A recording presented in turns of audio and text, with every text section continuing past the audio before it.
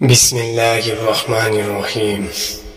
সূরা আস-সফ, আয়াত সংখ্যা 14টি, সূরা সংখ্যা 61, পারা 28। নবমণ্ডলে ও ভূমণ্ডলে যাহা কিছু আছে সবই আল্লাহর পবিত্রতা ঘোষণা করে। তিনি পরাক্রান্ত, প্রজ্ঞাবান। মুমিনগণ, তোমরা যা করো না তা কেন বলো? তোমরা যা করো না তা বলা আল্লাহর কাছে খুবই অসন্তোষজনক।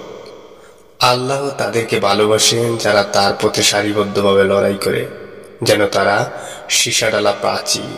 স্মরণ করো, যখন মূসা আলাইহিস সালাম তার সম্প্রদায়কে বলল, হে আমার সম্প্রদায়, তোমরা কেন আমাকে কষ্ট দাও, অথচ তোমরা জানো যে আমি তোমাদের কাছে আল্লাহর রাসূল।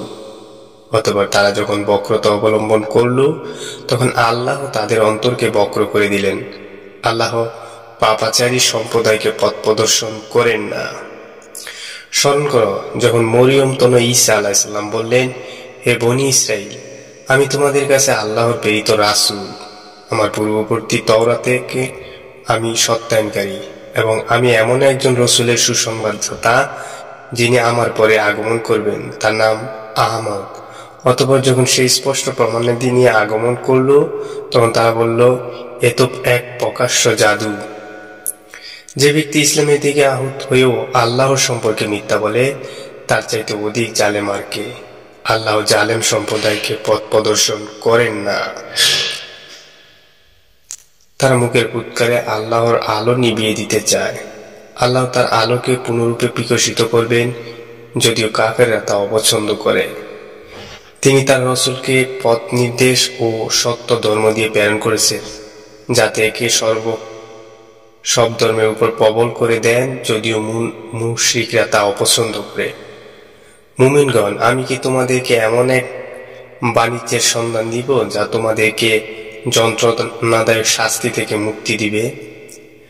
তাই যে তোমরা আল্লাহ ও তার রাসূলের প্রতি বিশ্বাস স্থাপন করবে এবং আল্লাহর প্রতি নিজেদের ধন সম্পদ ও জীবনপণ করে জয়হাত করবে। এটাই তোমাদের জন্য উত্তম যদি তোমরা বুঝো। তিনি তোমাদের পাপরাশি ক্ষমা করবেন এবং এমন জান্নাতে দাখিল করবেন যার পাদদেশে নদী প্রবাহিত, এবং বসবাসের জান্নাতে উত্তম বাসগৃহ। এটা মহা সাফল্য। এবং আরো একটি অনুগ্রহ দিবেন যা তোমরা পছন্দ করো। আল্লাহর পক্ষ থেকে সাহায্য এবং আসন্ন বিজয় মুমিনদেরকে এর সুসংবাদ দান করুন।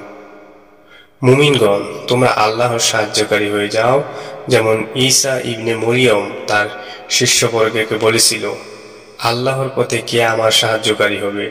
শিষ্যবর্গ বলেছিল, আমরা আল্লাহর পথে সাহায্যকারী। অতঃপর বনী ইসরাইলের একদল বিশ্বাস স্থাপন করল এবং একদল কাফের হয়ে গেল। যারা বিশ্বাস স্থাপন করেছিল, আমি তাদেরকে তাদের শত্রুদের মোকাবেলায় শক্তি যোগালাম বলে তারা বিজয়ী হলো।